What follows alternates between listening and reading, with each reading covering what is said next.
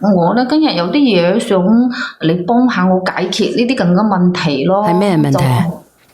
就係咁噶。曾經咧，我覺得我做錯咗一個即係好錯誤嘅決定咯。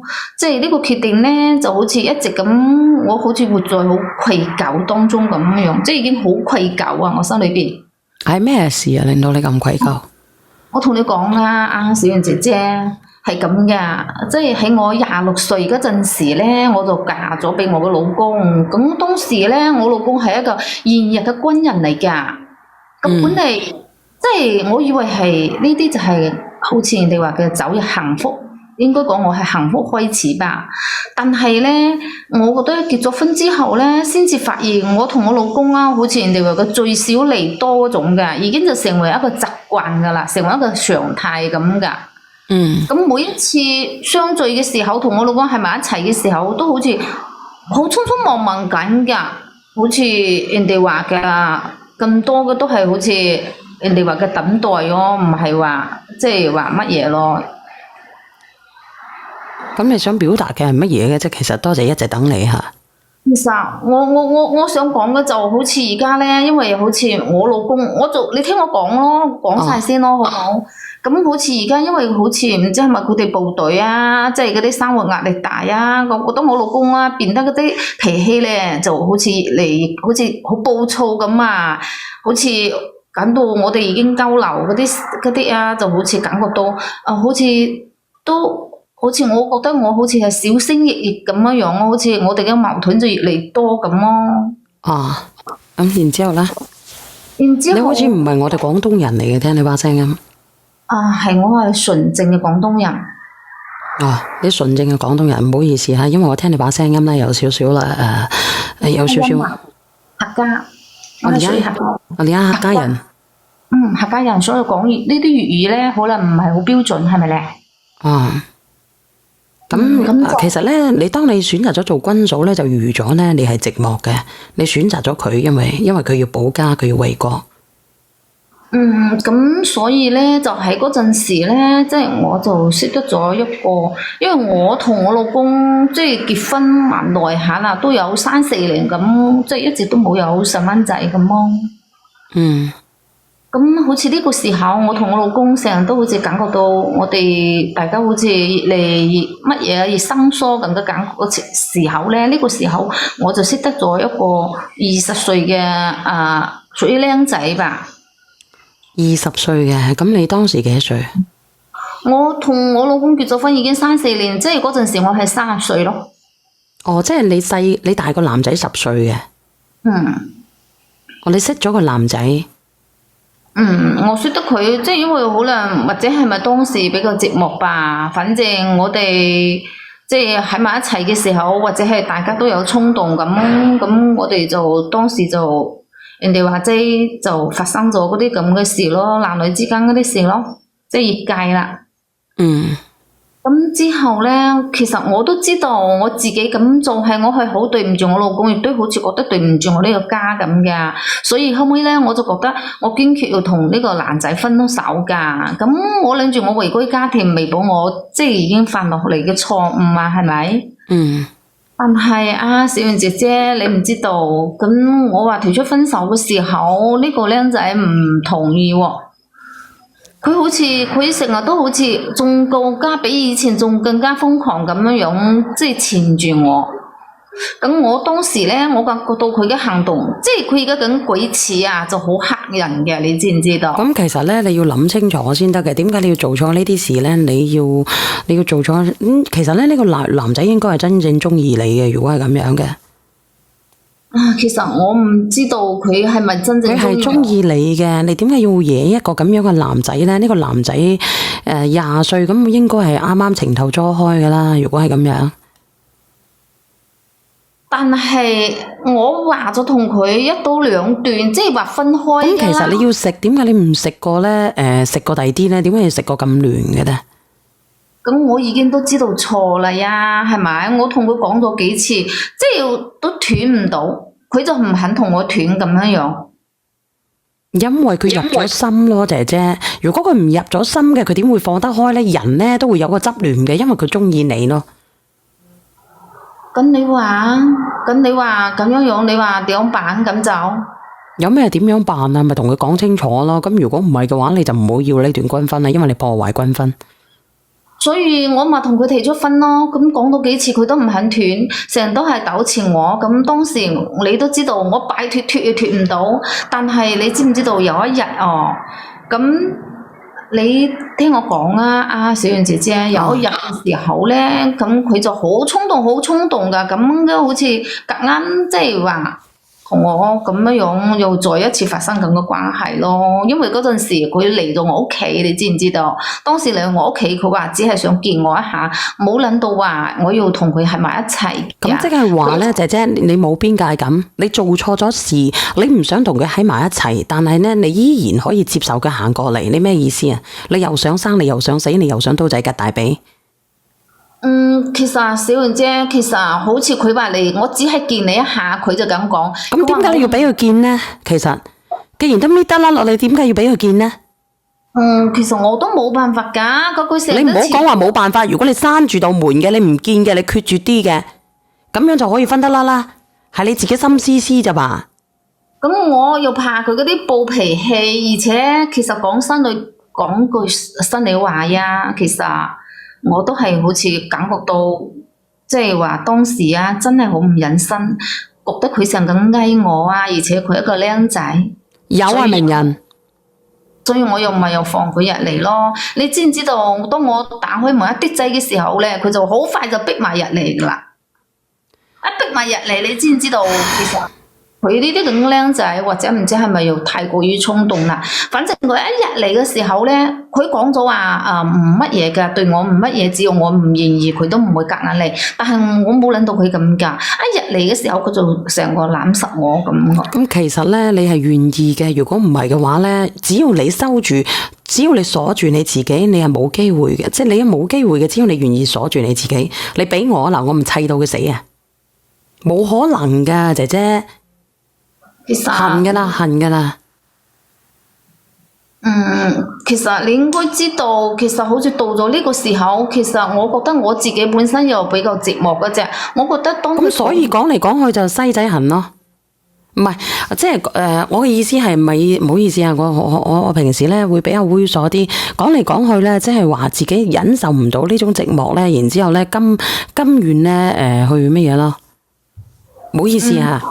冇嘢，或者係就係西人，唔係就係乜嘢啊？多謝黃仔吓，多謝吓，就係耐唔住寂寞咯。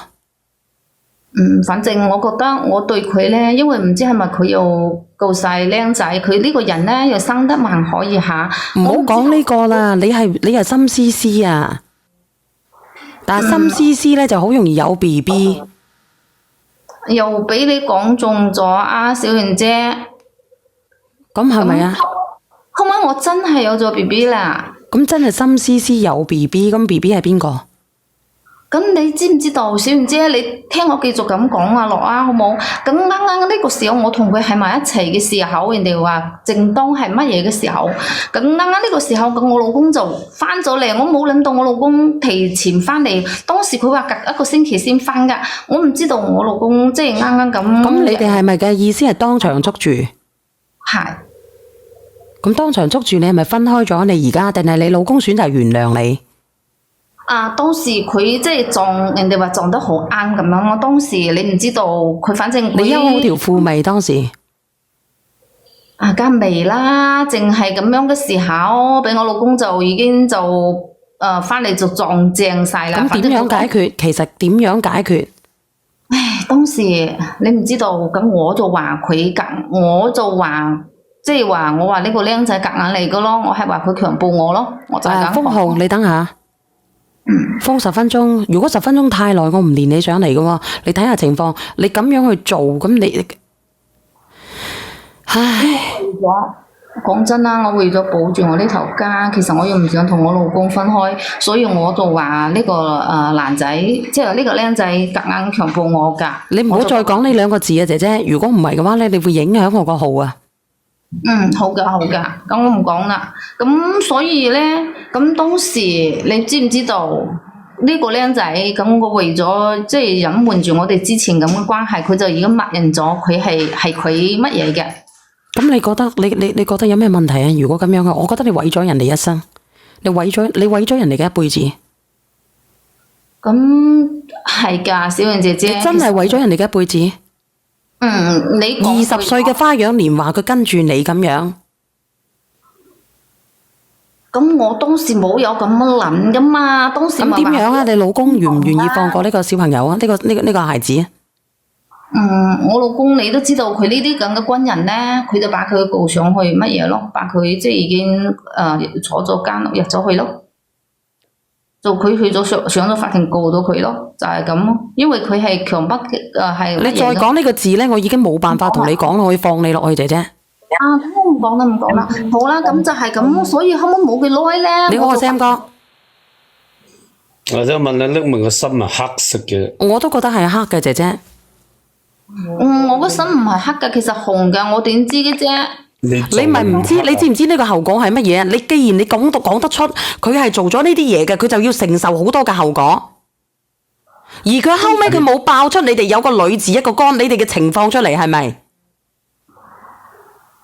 其實我當時如果佢有冇爆過，你哋之前有冇做過呢啲嘢？你哋兩個係咪有路嘅？佢有冇爆過？冇，證明呢個男仔係愛你愛到好慘嘅。其實我當時但係佢害死人嚟啊！因為佢係夾硬嚟到我屋企噶嘛，你唔好話夾硬嚟啦，牛唔飲水，撳唔到就牛頭低。你係砌人生豬肉啊，姐姐，唔使講嘢啦。你真係你個心黑到即係點畫都畫唔到顏色嘅。你好啊，你好，你好。咁就算點講，佢都係錯噶嘛。咁我叫佢咪嚟。你唔好邊個狡辯啊，姐錯啊？姐，依家死人！你唔孝人哋點會去？我夾硬唔肯烏蠅唔會去嬲嗰啲臭雞蛋嘅，槍你要有鷹不叮無縫蛋啊！嗰啲先臭雞蛋出嚟，啲烏蠅啲惹埋佢啫，明唔明白？咁你一手摧毀自己一個婚姻，一手害死一個年青人。我覺得係啊，你自己作業咧，點解你唔作啲咧？又揾啲揾啲老少少咧？點解你揾我哋嘅花朵咧？點解咧？嗰陣時都大聲喊你話你冇問題啫。係啊，春雷會響噶，你冇出門啊！咁你覺得呢啲你4號，我懷疑你係下個月4號，唔知仲過唔過得到啊？咁我要唔想問係啊，阿匿名姐姐，我覺得你連人都不如啊！你唔好講話你自己嘅家庭問題，你家庭問題你已經係大件事㗎啦，你仲要害咗個後生仔啊！你呢一世都唔會有好我又同報你講，咁我又同你哋講，咁你覺得即係好似呢啲有化州哥唔係連上嚟一紮，化州哥走咗啊！化州哥，你嫁俾你老公嗰陣時就已經知道㗎啦，你知道威嗰陣時候你唔會咁諗嚇？你知唔知道其他嗰啲我哋敬畏嘅人啊，佢哋有幾辛苦啊？你淨係因為你一句耐唔住寂寞，咁耐唔住點啫？咁你咧？咁死你又啦！我連阿化州哥點解連咗紅綠燈上嚟嘅？你好，你好。我連阿化州哥連咗紅綠燈上嚟喎，死火紅燈，你咪咁激動啊！我話俾你知紅燈啊！你仲要係唔知錯嗰度好我嘢喎！講俾你聽，其實我同佢講咗好多次分手，係佢唔肯分，佢夾硬要嚟，你唔係話咁兩講呢個問題未到呢個問題字嗱，你明？我同你講一句，我想問一問你，你老公係當幾年嘅？你同我講先。佢係咎由自取，我告訴你。咁你話我知你嫁你老公嗰時，你係咪預備咗以後嘅日子係會咁又要守住呢份職責先？咁呢啲嘢，你唔好講人哋個男仔先。我又唔方便同你講噶喎。咩叫唔方便啊？你老公係做咗呢個職業，你就要忍受住呢啲，日日陪到你嘅咩？我講俾你聽。嗱，你聽我講句先啦。你呢個女人咧，又想偷食，又想怕人哋知，最後個結果咧，害咗呢個男人。如果你係唔想偷食嘅咧，你係唔會害呢個男人。你害咗呢個男人咧，佢係一個20歲嘅人。20歲嘅人，如果係孭上件事，佢基本啲生就玩完㗎啦。其實你話你哋係做乜嘢㗎？咁你哋一個月嘅係做乜嘢嘅啫？想你講咩講啫？我哋有正當職業㗎，我哋唔係好得閒嗰類嘅，我哋係有正當職業㗎。哦，只不過你今日咁講呢件事呢，我就按照啲正確方式思路去講下呢件事個後果咋。但係如果唔係按照正當嘅方式同埋效果，我哋係唔會上嚟。但係我哋上嚟，我就唔會害你哋。我哋只不過按照正確嘅方向去走，唔會偏踩又唔會偏右。紅燈，你留翻少少空間俾阿老豆啊，同埋佢哋傾傾先。紅燈啊，俾條生路行下啦。OK，咁我講俾你聽，其實佢咁樣啊，成日咁纏住我，其實我心裏邊你都知道我係女人嚟㗎，其實我都心軟㗎嘛，係咪？唔係，我想問你一句話，咁你而家想講嚟即係想連上嚟講乜嘢？我想問你一個問題，呢個小朋友，呢個哥哥仔，佢係告咗上去，佢係咪要坐？坐咗幾耐？咁我講俾你聽啊，我慢慢講，你聽我繼續咁講好冇？咁即係好似冇幾耐嘅時候，咁我就發現咗自己有咗啊嘛。咁佢咧就係坐咗7年咯。我唔係好想連你姐姐，其實講真嘅。玩完真係玩完，我都唔知你究竟係。我懷疑你會下個月4號你仲過唔過多少問題啊？咁毒其實嘅人。你知唔知道？好似我同我老公，其實我同我老公已經好落力咁多年都冇細蚊仔，你都知道啦。咁所以咧，其實而家呢個細蚊仔，我而家身上我有咗生計嘅時候，咁我覺得我就想話，即係當時其實我個心裏邊都好雜、好複雜㗎。我喺呢度一直咁糾結，即係我糾結咧，呢個細蚊仔生落嚟好，一係唔生落嚟啦。咁你話咧，但係好似而家呢個即係呢個男仔啊，咁你知唔知道可唔可以佢出咗嚟之後發生咗咩事？你知唔知啫？啊，小咩事？佢揾翻你？唔係，佢即係話跳乜嘢自殺咗。咁咪啊，所以你以後你睇下你幾撲街啊！唔好講呢句嘢啊！呢個一直等你，唔係封號嚇。你先撲街。阿姐姐，我哋好嗱，我放呢度去㗎。如果你哋咁樣嘅，唔好你講呢個街字啊，第3次啊。你同我講。你呢種人咧唔得。你直播間嘅人唔俾鬧人，你鬧我鬧翻你，我講俾你聽。嗱唔好咁樣，姐姐嗱，我哋個我哋大家都文明啲，好唔好？我哋係嗱，你呢種人，我哋唔好去鬧佢，唔好去鬧黃燈。你呢種人做事咧，就等於唔留一啲後路俾人哋，夾硬逼死人哋嘅。紅劉燈，夾硬逼死人哋。黃燈，你留少少時間去，留少少，我哋一人一句。呢個係已經係事實啦，我哋唔好去鬧佢啦。我建議你以後冇生啊，你第日生都會冇屎忽㗎。你生冇咗人話過你生都冇嗰啲嘢添，你生都冇丟。姐姐，嚟，你啱啱仲話嗰個男仔抵死嘅啫，其實。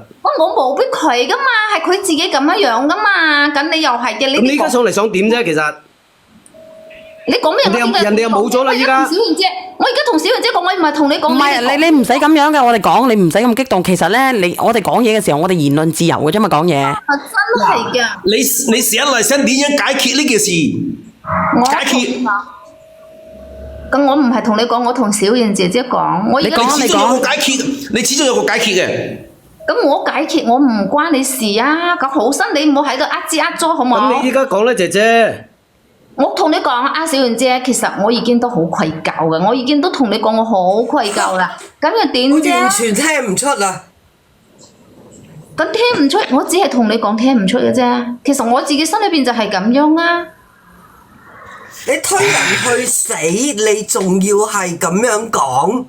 你為咗維護自己，你推人哋去坐完出嚟之後，人哋冇咗個仔。你仲可以講啲咁嘅風涼説話？嗰度你連上嚟，你講，你連上嚟你自己講爆佢。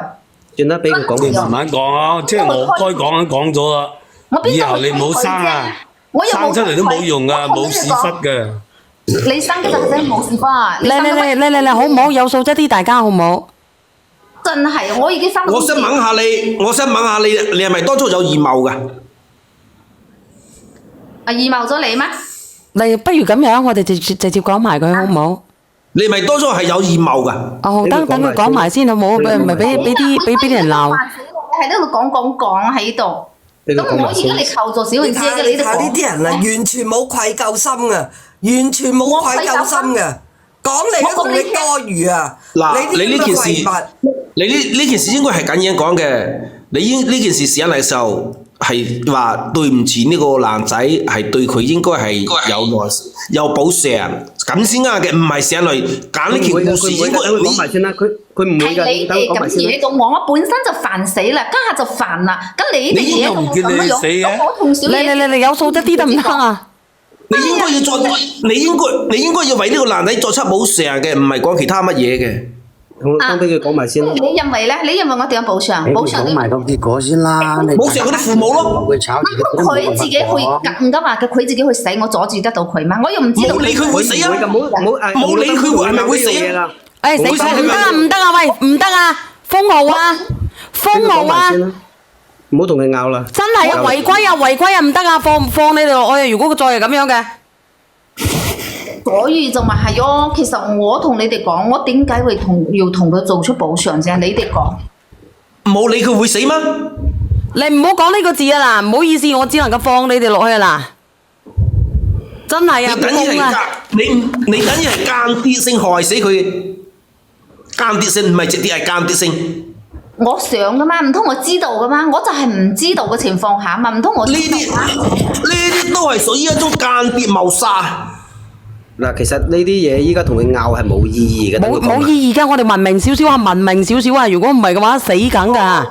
講。阿姐姐，你亦都唔使啊點樣嘅？我哋去講啊，小四你好耐冇見啊，小四。Hello， 小媛姐姐。係，你有咩見解咧？啲咁嘅人仲幫佢哋做乜啫？等天收就係啦，浪費大家時間。冇話天收啊點樣嘅？我講俾你聽。如果你咁講就，你快啲都要扯啦！姐姐，你唔好咁激動啊！呢個姐姐仔煩死啦，本身就煩。我而家同你講啊，小媛姐姐，我而家係我聽到姐姐。咁其實你講你想分享嘅係乜嘢咧？你想迷惘嘅係乜嘢咧？我意思我就想同佢講，即係其實我都唔想佢咁，其實我又唔係日日睇住佢，你話係咪？我要同佢講咗即係話斷，咁但係佢唔肯，佢夾硬黐埋嚟，咁佢而家家下咁出咗嚟，佢突然間做到嗰啲事，我都唔知噶嘛，唔通我想佢咁樣嗎？我知道你唔想，我明白嘅。咁所以咧，其實好似我自己咁樣，我自己心裏邊已經又有呢個人哋話嘅有咗細蚊仔。咁你話咁到而家我而家就即係話唔知道把呢個細蚊仔係留好，或者係生落嚟，或者係唔要咁。其實你話佢而家係咁樣，其實我都好，即係我覺得我心裏邊已經就對佢好愧疚噶啦，你知唔知？已經即係好似過咗咁耐啦，呢個細蚊仔咧。都有10歲啦，你知唔知？當時咧，我同咗我老公講㗎。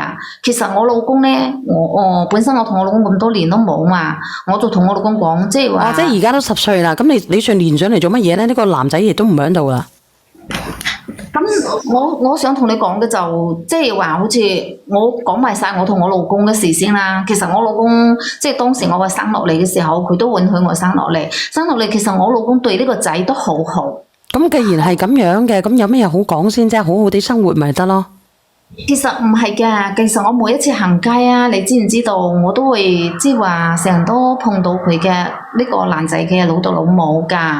咁好似我成日都感覺到佢哋兩個人好孤零零咁，因為佢哋係獨仔啊嘛。咁好似我又好過意唔去，好似特別係好似佢哋兩即係話人哋佢老豆老母已經咁老啦，兩公婆睇佢兩公婆雖然係好恩愛啊，但係佢哋失去咗仔，所以咧我心裏邊就係好唔舒服嘛，睇到佢哋兩個老人家。我想問下姐姐，係咪佢老豆老母有啲咩拆遷房啊，或者乜嘢嗰啲啊？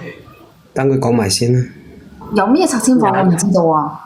咁我只係想睇到佢兩個老嘢，即係話好似孤苦伶仃，使乜佢啲仔又唔見冇啦。我就即係話我唔知道佢呢度有個佢嘅孫，即係我男朋友嘅仔，我養到咁大啦。我係講我該唔該把呢件事講俾呢兩個老人家知咁樣樣咯。所以我睇到佢咁樣，其實我好愧疚咁樣樣咯。睇到佢兩個老人家咁咯。其實我老公講真啦，我老公家庭都好好嘅，知唔知？就係我睇到，即係我自己，就係我內心過意唔去咁樣，所以我話嘅就係小媛姐，其實我就想你俾啲意見俾我。咁能唔能夠把我個仔，即係我而家有佢嘅仔啦嘛，即係孫，我呢個孫能唔能夠講俾佢兩個老人家知？其實我就係想咁樣㗎。其實呢個問題咧，真係有啲棘手啊！點解啲人成日話佢收家產嘅咧？但係問題係佢話佢嘅老公咧，個家庭環境亦都幾好嘅喎。咁你如果俾你揀咧，你會各自安好好啊，定係點好啊？俾我揀，唔係啊！我問直播間嘅人啊，你問得上我，你都揀唔到啦，係咪？就係咯，所以我先咁。咁我想問問你嗰兩個老人家屋企仲有冇其他人？佢就係兩個老人家，佢冇仔女嘅，只係就係得嗰粒仔。所以睇到佢哋每一次行街碰到嘅時候，睇到佢哋好似好可憐咁樣老嘢。如果你嘅純目的係咁嘅話，其實你嘅意願你可以講俾佢哋知咯。但係你講嘅講意願嘅話咧，又即係你純目的係咁樣嘅話，可以咯。其實你唔好話涉及到有啲乜嘢。但係純目的講咗嘅話，但係對於但係我覺得咧，你先要同你先生商量。如果你先生話 OK 嘅，咁樣咧可以去講下。姐姐啊，係你唔好你呢個咁嘅靚女，如果你要同嗰兩個老人家講嘅，首先兩個老人家好可能就會想要翻個孫，而成日去你屋企嗰度，唔好講鬧啦，係嘛？成日走住去。或者我有唔同嘅睇法，但係我覺得我而家未講完啊，豆。我話佢個目的我覺得唔係咁簡單咯。如果要講，我而家我未講完啊！我而家話俾佢知啊！如果佢咁樣講嘅話，你先生你而家嘅老公會問你點解你要同情一個強咩奸咩犯咩？你同佢有咩關係？點解一個咁樣強迫你去做嘢做呢啲嘢嘅人，你都仲要同情佢？咁我想問你，你點回答？我講俾你聽啊，其實你呢個姐姐仔，其實你講嘅嘢其實都係我單身嘅問題。其實我講俾你聽，我老公屋企條件真係好好㗎，但係我又驚我講。我話俾你聽，姐姐你唔好講咁多嘢啦，你越講就令到人哋越激氣，越姐姐，我覺得你唔係，我覺得佢唔需要擔心。我覺得佢老公唔係傻嘅，佢老公冇可能唔知道。寧俾人知莫俾人見啊！豆，你明唔明咩意思啊？一個男人見到啲咁嘅，一個男人見到啲咁嘅情況。其實你唔知道我單身仲有啲乜嘢，我怕呢兩個老人家咧知道之後咧，成日都嚟好似即係纏住我咁我好似覺得我又唔想好似我而家咁平靜嘅生活。如果佢哋成日都咁，人哋個僆仔，如果當時被告好為軍分，至多坐入去踩衣車3年。依家你夾硬屈人哋，話人哋咩強咩，就要最少坐7年。咁我想問下你咯，如果佢只係風化案，同你有不正當關係，同而家變咗作為一個乜犯，而呢個乜犯咧入到去係俾人哋受盡凌辱嘅，我話俾你知啊！咁我都所以你做人唔好做成咁啊！一啲呢啲將會有報應啊！咁唔敢話佢早知乜嘢，而家何必當初啦？我梗係唔知道噶啦。姐姐，我就係覺得你個目的性係咪真係咁簡單？其實我覺得唔係咯。我冇嘢，我仲有乜嘢啫？咁我咪咁覺得，我仲有咩？我仲要乜嘢？你話我而家屋企條件又好好，咁我老公又屋企又有米，咁你話我仲有乜嘢啊？其實我真係唔係咁信。咁如果係咁樣，都係純粹咯，或者佢想內心方面有個救贖咯。但係如果係咁樣咧，會影響個小朋友，亦都影響。我都唔信一條。但係點解個小朋友依家咁大個先嚟講嘅？咩咁大個先嚟講？咁好似人哋話嘅，咁一直咁樣嘅話，咁因為係佢而家我個仔7歲啫嘛，唔係10歲啫嘛。咁佢老豆出咗嚟就係7年要7年之後出咗嚟先發生緊嘅事嘛，咁唔係我點樣知道要發生緊嘅事？係你好啊，嗱，我講講我嘅意見哦。我覺得咧，嗱呢個兩個老人家咧，佢嗰個仔走咗咁多年，佢已經係習慣咗噶啦。即係嗰個傷痕咧已經係塵封咗噶啦，咁你唔需要再去揭開佢咯。對邊個都冇好處。一針見血啊！我覺得係風濕嚟嘅，風濕病啊，一翻風落雨就會痛噶啦。即係嗰個傷口已經愈合咗噶啦，個老人家已經知道佢係咁樣噶啦，呢一世就係咁樣噶啦，你冇去必要，即係真係真正係冇必要去揭開人哋嘅傷口咯，就當唔認識啦，lão嫂子真係嘅，做翻個好人啦。其實即係我都你唔好其實啦，話俾你聽啦，其實你好陰公啊，人哋得20歲。佢唔係陰公啊，佢係折墮啊！佢係冤孽啊！你先折墮。你同我拗呢啲其實有咩意義折墮啫？嘅係你。我話俾你聽，唔好去乜嘢啦！我同你講冇嘈啦。嗱，我話俾你聽，你過去嗱，你依家你可憐佢，會得出咩結果啊？其實呢位我認同你咁樣，其實你講到真係一針見血，我覺得佢真係叫一針見血嘅喎。佢知啫，佢有聽過佢嘅把聲嘅，絕對。佢認得佢。人哋已經係過咗去咁多年啦，係嘛？10年啦，係咪？個傷口已經愈合咗噶啦，你仲去揭開人哋嘅傷口，你仲喺人哋，你咁樣仲喺人哋嘅傷口上面撒鹽。所以我就唔係話徵求我，所以咯，你唔需要糾結咯。嗱，我話俾你聽，你唔需要糾結，你咁樣亦都喺度傷害緊你個老公。所以我唔係話嚟求助。所以你糾結啲乜嘢啫？所以你糾結啲乜嘢啫？咁你本身你都唔痕嘅，你自己去拗痕，咁你拗嚟有咩意思啊？其實你想講嘅係乜嘢？都唔痕嘅。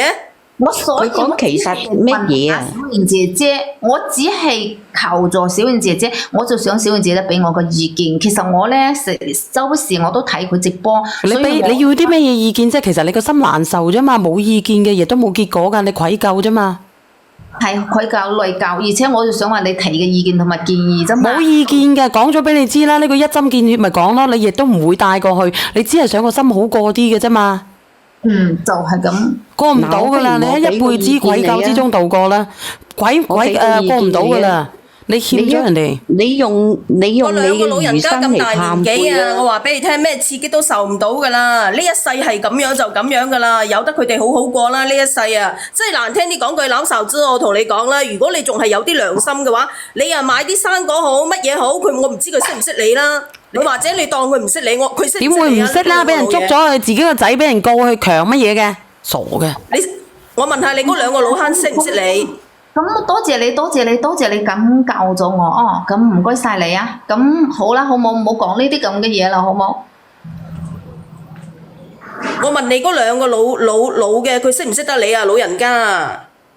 咁我唔知道佢識唔識得我喎。咁如果你咁講，佢證明佢唔識你啦。如果你真係有良心嘅話，如果你真係個心入邊有愧疚嘅話，咁你就當乜嘢？即係好似話社區辦嗰啲人咁樣，你係俾啲錢佢使，買啲嘢俾佢就算啦。如果你真係有呢份心嘅話，我講俾你聽，佢應該唔識我㗎。咁係咯，佢唔識你。嗱，如果你真係有愧疚之心，如果佢唔識你係最好嘅。你可以扮社區啲人去啊，俾啲錢佢使，買啲嘢俾佢。唉，唔好自己扮啦，嗌人哋俾啦。喂，好啊，咁我就聽你哋嘅意見啦，冇乜嘢啦啊，咁小雲姐姐，我多謝你啦。呢個姐姐可能只係想嚟呻下苦嘅啫，你聽下佢。絕對，佢冇愧疚心嘅。我就想你幫我啫嘛。你冇愧疚心嘅姐姐。你純粹係為咗上嚟嘅咁樣講下㗎咋，你冇愧疚心㗎。如果你有愧疚，我唔知嗰兩個老嘢咧有冇啲資產咯。其實我點樣都覺得佢會有。咁算啦，我唔講啦，我落去啦。我覺得由得你哋點樣講我啦。哎呀！快些。如果我覺得嘅計啊，如果佢兩個老人家真係收咗佢嘅捐款，用咗之後，我諗佢都一世知道到咗一世後悔啊！我覺得各自安好就算數，我覺得真係。我都覺得係。